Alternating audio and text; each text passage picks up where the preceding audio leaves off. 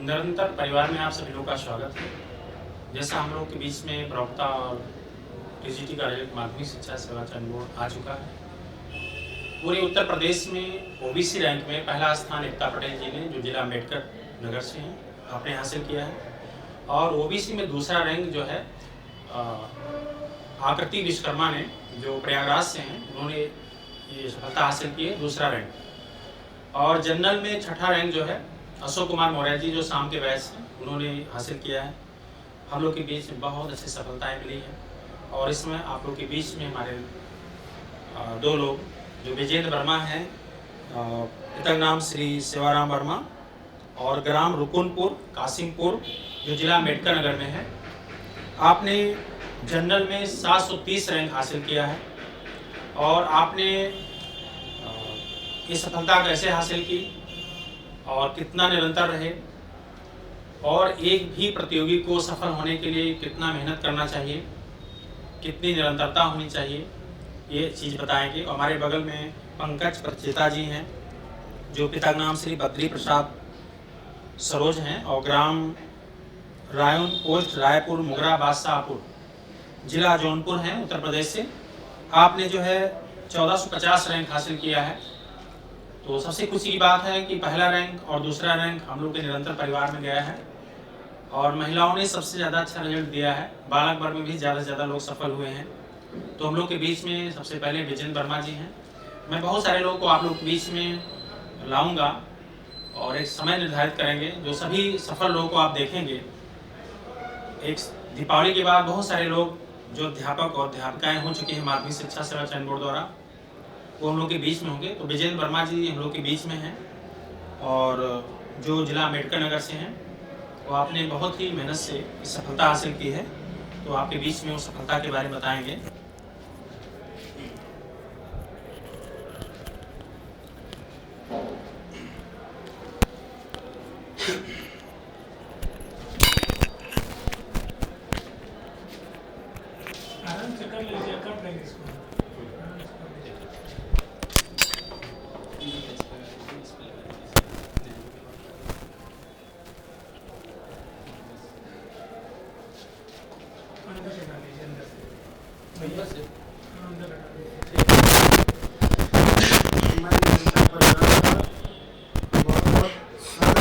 आभार प्रकट करता हूँ जिन्होंने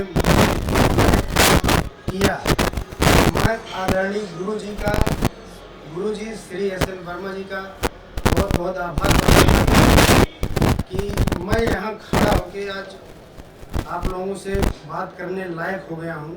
समाज में माता पिता का सम्मान बढ़ा है, गांव का नाम रोशन हुआ है। शायद मैं गुरु जी के लिए मैं क्या, मेरी आने वाली पुश्तें या कभी नहीं चुका पाएंगी। रही बात गुरु जी विश्वास की, तो गुरु जी ने, हम 2016 से पढ़ रहे थे, तो लगभग 3 से 4 महीने तो हमको कुछ समझ में आया नहीं। लेकिन गुरु जी को हमसे ज़्यादा विश्वास गुरु जी को था कि आपका कहीं कहीं हो जाएगा। 16 बीता, 16 में नहीं हुआ, तो घर वाले भी निराश होने लगे, क्योंकि 4 साल 5 साल इलाहाबाद रहते, 7 साल हो गए। 16 में नहीं हुआ तो बहुत निराशा आई। घर वाले बोले कि नहीं हुआ, तो हमें लगता है नहीं होगा। लेकिन गुरु जी ने कहा आप लगे रहिए, आपका सिलेक्शन पक्का है, स्वाभाविक है, होगा। और उस गुरु जी के इस प्रेरणा का, इस विश्वास का नतीजा है जो मैं आज यहाँ इस लायक हूँ। टीजीटी में मेरा सिलेक्शन हुआ है। इतना कहना चाहूँगा कि आप लोग जितना गुरु जी बताते हैं, जितना पढ़ाते हैं, बस आप उतने करिए। आप उस पांडव और कौरव में अर्जुन की तरह बनिए, क्योंकि गुरु द्रोणाचार्य एक ही थे, जो पांडवों को शिक्षा देते थे, कौरवों को देते थे। उसमें सर्वश्रेष्ठ धनुर्धर अर्जुन क्यों हो गए? उनको अलग से शिक्षा नहीं दिए थे कुछ, क्योंकि गुरु के सामने सब समान होते हैं, चाहे वो कोई भी हो, किसी भी जात का हो, किसी भी कैटेगरी का हो। अर्जुन श्रेष्ठ इसलिए हो गए कि द्रोणाचार्य ने जो बताया, उन्होंने उस पर ज़्यादा अभ्यास किया, इसलिए वो सबसे ज़्यादा श्रेष्ठ हो गए।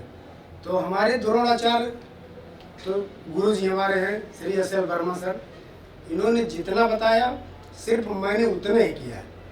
मैं किताब भी नहीं पढ़ा हूँ, लेकिन नोट्स सर का बहुत व्यवस्थित, उसमें कोई शब्द छूटा नहीं जो मैं लिखा नहीं, जो गुरु जी लिखाया नहीं, वही नोट्स में बार बार पढ़ता था और उसी की बदौलत मैं आज यहाँ पहुँचा हूँ। मैं चाहूँगा कि लोग कहते हैं कि पेपर कठिन बन गया, इंटरव्यू नहीं था, ऐसे हमेशा होगा, ऐसा नहीं होगा। मैं कहता हूँ संस्कृत में इंटरव्यू है या कला में इंटरव्यू था, किसी में नहीं था। पूरे सब्जेक्ट में सिर्फ हिंदी एक ऐसे विषय है जो टफ बन गया, और लगता हमें इत्तेफाक से बन गया। एक बार 2004 में बना। आने वाला पेपर लोक सेवा आयोग का आप देख लीजिए, जीआईसी प्रवक्ता बहुत अच्छा पेपर था। जूनियर का देख लीजिए, ये भी बहुत अच्छा पेपर था। मैं गारंटी देता हूँ 2016 टीजीटी, 2021 जीआईसी प्रवक्ता, 2018 एलटी और 2021 जूनियर, मैं जूनियर का 100 क्वेश्चन सर के नोट से दिखाने तैयार हूँ। कोई कभी भी कहीं भी मुझसे देख सकता है। जीआईसी प्रवक्ता का पूरा 80 का 80 क्वेश्चन दिखाने को मैं तैयार हूँ, कहीं से भी कोई नहीं सकता। आप लोग कहीं भ्रमित मत होइए, जितना गुरु जी कहते हैं बस उतने करते जाइए आप लोग, अगर आपको सफल होना है। और रही बात पढ़ने की, तो अगर कोचिंग छोड़ के आप 7 घंटा पढ़ते हैं, लेकिन 7 घंटा ईमानदारी से, उसमें इधर उधर कुछ ना हो, 7 घंटा आप पढ़िए। यकीन मानिए 7 घंटा अगर आप 7 महीने पढ़ लिए कोचिंग छोड़ के, 8वें महीने में अगर पेपर होगा तो 8वां महीना आपका होगा। उसमें ईमानदारी होनी चाहिए उस 7 घंटे में। ऐसा नहीं कि आप 7 घंटे किताब खोलें, मोबाइल चल रहा है, व्हाट्सएप चल रहा है, तो इस 7 घंटा नहीं माना जाता। सिर्फ 7 घंटा नेट वही है, हिंदी, सामान्य हिंदी, काव्यशास्त्र, व्याकरण, अलंकार, यही सब जितना गुरु जी लिखाएं पहले उतना आप एकदम याद कर लीजिए। और एक टाइम बनाइए, जैसे हिंदी साहित्य का इतिहास बड़ा है, आदिकाल, भक्तिकाल, रीतिकाल, भारतेंद्र द्विवेदी, छायावाद, प्रगतिवाद, उपन्यास, नाटक, कहानी। तो आप एक टाइम बनाइए कि मुझे हफ्ते में 2 दिन तक, 2 दिन 3 दिन मुझे साहित्य पढ़ना है, साहित्य में पाठ पढ़ना है, नाटक पढ़ना है, उपन्यास पढ़ना है। जैसे आप टाइम बना लीजिए कि मुझे सोमवार मंगलवार सिर्फ आदिकाल से लेकर रीतिकाल पढ़ना है, मंगलवार से बुधवार बृहस्पतिवार भारतेंद्र युग से लेकर नाटक तक पढ़ना है। इसके बाद तीसरे दिन नाटक से लेकर उपन्यास तक। इसके बाद जो चौथा दिन है उसमें आलोचना पढ़ लीजिए। 3 दिन आपका बचा, उसमें से आप 2 दिन सिर्फ क्या कहते हैं सामान्य हिंदी और काव्यशास्त्र देखिए। एक दिन जो है उसमें सिर्फ आप पूरे दिन 7 घंटे सिर्फ टेस्ट पेपर हल करिए, उसको हल करना मत भूलिए। आप पूरा साहित्य रट डालिए, लेकिन अगर पेपर नहीं सॉल्व करेंगे तो आप जो पेपर सॉल्व करने वाला होगा उससे आप 10 क्वेश्चन हमेशा नीचे रहेंगे। अगर हम लोग किसी भी निरंतर परिवार के जो यहाँ ऑफलाइन बच्चे पढ़ रहे हैं, जिनका सिलेक्शन हुआ अच्छी बात है, जिनका नहीं हुआ और भी अच्छी बात है, हो सकता है जीआईसी प्रवक्ता हो जाए। आप निरंतर परिवार में किसी भी बच्चे से पूछ लीजिए कि टेस्ट नहीं होता था तो कुछ लोग नाराज हो जाते थे। इत्तेफाक से अगर गुरु जी को कुछ हो जाए और पेपर ना बन पाए तो लोग नाराज होते हैं, सर बोले थे टेस्ट कराए नहीं। ऐसी मतलब टेस्ट के लिए इतना बड़ा जुनून था, चाहे पानी बरसे चाहे पाथर पड़े, टेस्ट हुई तो हुई। ये गुरु जी का फंडा रहा और उसी टेस्ट के बदौलत हम लोग आज यहाँ पहुँचे हैं। जो आता तो ईमानदारी सबको वही 50, 55, 60 आता था, लेकिन वो टेस्ट का एक्सपीरियंस जो था कहीं कहीं हम लोगों को लेके चला गया वहाँ तक। और रही बात समाज है, समाज में आप लोग निगेटिव करने वाले तमाम तरह की बातें बोलेंगे, तो इससे आप लोग घबराइए मत, क्योंकि ये सब उस दिन ख़त्म हो जाएगा जिस दिन आपका रोल नंबर चयन बोर्ड में छप जाएगा। जो आप ये आलोचना करेंगे सबसे पहले फ़ोन आपके पास वही करेंगे कि भैया बधाई हो। तो आप लोग सिर्फ जो कोई कुछ भी कहे आप उसको सुनिए और समय का इंतज़ार करिए। ताकत किसी में नहीं होती, शरीर में ताकत नहीं होती, कलम में ताकत होती है और बलवान सिर्फ समय होता है। आप अपना कर्म करिए और गुरु जी के बताए दिशा निर्देशों पर काम करिए। निगेटिव तो हमको भी बहुत लोगों ने किया, लेकिन हम इलाहाबाद में आए, पहले वनडे देते थे। सर की कोचिंग जब से पकड़े 2016 लास्ट थे, आज 21 चल रहा है, यहाँ से एक बार डोले नहीं हम। कोई कुछ भी हमको कहा, हमको पता था कि बहुत किताब पढ़ने से अच्छा है कि एक ही किताब कई बार पढ़ें। तो इसलिए हमने बहुत कोचिंग, कभी हम ट्रायल कहीं लिए भी नहीं, यहीं आके यहीं गुरु जी के दिशा निर्देश में पढ़ाई किए। और आप लोगों देख ही रहे हैं कि पढ़ाई करके हम सफल हो रहे हैं, बहुत अच्छा भी लग रहा है। 3 दिन से हम सोए नहीं थे, जब रिजल्ट आया 3 दिन हमारी नींद ही नहीं लगी। ऐसे रात में टहलते थे, 2 बजे रात को जिस दिन रिजल्ट आया था, हम गोविंदपुर टेम्पो स्टैंड पे 4 लोग खड़े थे, नींद ही नहीं आ रहे थे। और रही बात सपोर्ट, तो ये गुरु जी की जो मतलब भरोसा दिलाते हैं या मोटिवेट करते हैं, ये बहुत प्लस पॉइंट होता है। कभी कभी आदमी निगेटिव हो जाता है, अरे छोड़ो जाने तो होगा नहीं, ऐसे बोल रहे हैं। बोलना, आप जैसे हम बोल रहे हैं तो कुछ लोग ये सोचेंगे कि इनका हो गया तो बोल रहे हैं। भैया जिस दिन आपका होगा आप भी ऐसे बोलेंगे और अगला आदमी सुनेगा, क्योंकि उसकी मजबूरी है आपको सुनना, क्योंकि आप उस लायक हो गए। और एक शिक्षक का सम्मान तो डाकू करते हैं, आप चंबल में चले जाइए, वहाँ देखिए, वहाँ भी करेंगे। तो ऐसा नहीं है। और रहा सहयोग गुरु जी का, माता पिता का, पिताजी का बहुत बड़ा सहयोग था। माता जी ने हमें कभी कुछ कहा ही नहीं, सिर्फ इतने बोले कि पढ़ते जाओ हो, नसीब में होगा तो मिल ही जाएगा। पिताजी को भरोसा था आपको सिलेक्शन हो जाएगा? पिताजी ने हम कहा भी है कि जब 16 में नहीं हुआ तो एक बार बोले भी, भैया होगा कि नहीं होगा, क्योंकि कुछ लोग प्राइमरी में हो गए थे, प्राइमरी में नहीं हुआ। तो हम बोले कि पिताजी रुकिए देखते हैं, कहें कभी कभी लगता है कि नहीं होगा, लेकिन कभी कभी जब कुछ लोग कहते हैं कि इनकी तैयारी अच्छी है तो एक बार लगता भी है कि हो जाएगा। हम के इंतज़ार करिए, जैसे सब इंतज़ार किए, थोड़ा दिन और इंतज़ार कर लिए, रिजल्ट आने दीजिए। अच्छा रिजल्ट आया भी तो खुश भी बहुत हुए, तो एक बार बोले, कहें रिजल्ट आया है तो इसमें आपका कम योगदान है, आपके गुरुजी का ज़्यादा योगदान है। हम रात को 12 बजे गुरुजी से मिलने गए थे, क्योंकि वो जानते थे हम थोड़ा घर पे रहते थे, घूमते रहते थे, उनको पता था पढ़ने में अच्छा मन नहीं लगता है इसका। तो सहयोग था हमारे दोस्तों का, हमारा पार्टनर भूपेंद्र चौधरी, दीपक वर्मा, ये सबका सहयोग था कि हम यहाँ तक पहुँचे। और गुरु जी के भरोसे की वजह से, गुरु जी की शिक्षा की वजह से आज हम इस मुकाम पे पाए हैं। टेस्ट में कितने आ जाते थे? शुरुआत कब से की थी? शुरुआत हमारा हुआ था 70 क्वेश्चन से शुरुआत हुआ था। 70 से बढ़ते बढ़ते एकाएक तो नहीं बढ़ा, काफ़ी समय लगा, लेकिन बढ़ते बढ़ते हम एक समय आया कि कभी कभी टॉप कर जाते, लेकिन टॉप 10 में हमेशा रहते। तो आप लोग तो 16 में 2 सरल क्वेश्चन आपने गलत किया? हाँ, 16 में हमने सरल क्वेश्चन गलत, इसमें भी सरल क्वेश्चन गलत हो गए। उसमें पूछा था, पहले संस्कृत में पूछा ना, पहला नाटककार कौन था, हमको भाष दिख ही नहीं रहे थे और गलत हो गया था। तो आप लोग सरल क्वेश्चन बताइए, कठिन के चक्कर में मत पड़िए, कठिन सबके लिए कठिन है। और ये मत किसी कहने में पढ़िए कि इंटरव्यू नहीं है तो पेपर कठिन आएगा, ऐसा कुछ नहीं है। अब की बार इत्तेफाक से गड़बड़ हो गया 2004 की तरह, नहीं तो पेपर आएगा अगली बार देख लीजिए, सामान्य पेपर आएगा। और मैं कहता हूँ कठिन आए तो अच्छी बात है, कठिन आएगा तो पेपर मेरिट डाउन होगी, सरल आएगा मेरिट चढ़ेगी। जिस तरह संस्कृत की चढ़ गई 118-19, उस तरह हिंदी भी चढ़ती।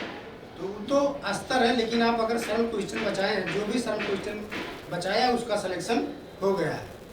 आप लोग पढ़िए ईमानदारी से, चाहे ऑफलाइन पढ़िए चाहे ऑनलाइन पढ़िए, जितना सर कहते हैं नोट्स विजुअल बनाइए और प्रश्न का जवाब दीजिए। सिलेक्शन ना हो तब आप कहिएगा। धन्यवाद। हम लोग के बीच में पंकज प्रचेतारी हैं जो जिला जौनपुर से हैं, और आपने जो है इस बार जो है 73 रैंक अपनी कैटेगरी में हासिल किया है।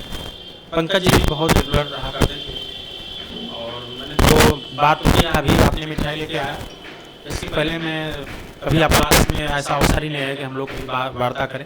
हो सकता है कभी कभी कोई चीज़ पूछना आपसे पूछे, लेकिन ध्यान ही नहीं आया, लोग सेलेक्ट हुए, चेहरा भी नहीं याद आ रहा है। लेकिन पंकज जी जानते थे, रेगुलर रहा करते थे, टेस्ट बराबर दिया करते थे। आज आपने भी अपने परिवार का नाम रोशन किया है। मुझे लग रहा है बहुत सारे लोग आपको बधाइयाँ दे रहे होंगे, लेकिन आपने सम्मान का बहुत ही काम किया है। जो आप निरंतर संस्था में लौट कर आए, पता है मेरा सिलेक्शन हो गया है। कितने लोग तो आते भी नहीं, आज भी मुझे बहुत सारे लोग की लिस्ट पता है, वो सिलेक्ट हैं और एक जगह नहीं कई जगह हैं, लेकिन वो ये भी नहीं बताया कि हमारा सिलेक्शन हुआ, दूसरे माध्यम से जानते हैं। तो ये बहुत अच्छी गर्व की बात है कि आपने सम्मान को रखा है, क्योंकि सबसे बड़ी मंदिर और सबसे पहला मंदिर आपका शिक्षा का मंदिर है और यहीं से आपको जो होना था। तो पंकज पिताजी से सफलता के बारे में आप पूछेंगे।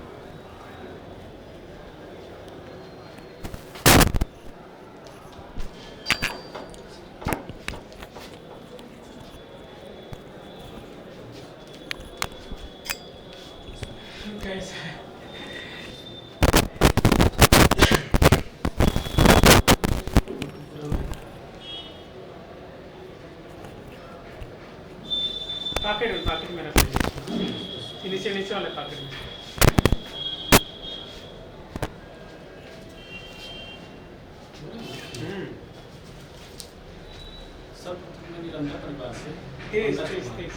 सर्वप्रथम मैं निरंतर परिवार से पंकज कुमार, सना बद्री प्रसाद सरोज, ग्राम रायपुर, मुगराबाद, शाहपुर, जौनपुर का निवासी हूँ। और सर्वप्रथम मैं धन्यवाद अपने गुरु G S L Verma sir को देना चाहता हूँ कि उन्होंने हमें सफल बनाया। और हम एडमिशन 2017 लास्ट में लिए थे। जब बीएड में एडमिशन लिए तो हम बीएड क्लास करने नहीं जाते थे, सिर्फ हम only टीजीटी कोचिंग करते थे। और उसके बाद मैंने 19 तक कोचिंग किया। लास्ट में मुझे मेरा पेपर आ गया तो मैं छोड़ के चला गया और पूरा कोर्स मेरा हो नहीं पाया था। पर 2020 में कोरोना लग गया तो मैं 10 महीने घर रहा। उसके बाद मैं फरवरी में सर फिर से आया, फिर से मैं 8-9 महीने लगातार रेगुलर रहा सर। फिर से मैं घर गया कोरोना काल में रहा। तो सर जी जैसे बताते थे कि 5 घंटा साहित्य पढ़िए, 2 घंटा व्याकरण पढ़िए, 1 घंटा संस्कृत साहित्य पढ़िए और 1 घंटा काव्यशास्त्र पश्चात काव्यशास्त्र पढ़िए। तो मैंने सर के कहने पे बहुत सब फॉलो किए और वही सब कारण है कि आज मुझे सफलता मिली। पहला टेस्ट कितना आते थे कोचिंग के पहले जब मैं 2017 में आया था सर के क्लास में तो पहला टेस्ट मेरा 45 आया था सर, सबसे कम। और 2019 तक मैंने टेस्ट दिए सर, कभी मेरा 85+ नहीं गया। एक बार मेरा 93 गया था, उसके बाद फिर नहीं। और फिर से जब एडमिशन लिए मैंने 2021 में सर, तो मेरा टेस्ट जा रहा था स्टार्टिंग 85, 90, 95, 96, 99, कभी 102, कभी 103। फिर जब लॉकडाउन लग गया सर रेगुलर पढ़ा रहे थे ऑनलाइन क्लास। मैं ऑनलाइन क्लास ले रहा था। उस समय मेरे रिजल्ट बन गए थे 122, 118, 116, 112, 108, 106, इसी तरह से सर हमारा टेस्ट आ रहा था उस समय। तो हमें विश्वास हो गया कि हमारे सर जी ऑनलाइन जो पढ़ा रहे हैं हम सफल हो जाएंगे, इसीलिए विश्वास से हम ऑनलाइन क्लास करते रहे। और ये सफलता का राज सर्वप्रथम हम सर जी को देना चाहते हैं। ठीक है, बहुत अच्छा पंकज जी, और आपने सफलता हासिल की और आपका परिवार और आप स्वयं खुश रहेंगे। और 4600 ग्रेड की भर्ती है और मेरी शुभकामनाएं हैं कि आगे आप लोग निरंतर पढ़ते रहिए और जहाँ जाइए निरंतर परिवार का नाम रोशन करिए, ईमानदारी से पढ़ाइए, एक अच्छे शिक्षक के रूप में आपकी पहचान हो, ये मेरी शुभकामनाएं हैं। और आप सभी लोग को धन्यवाद।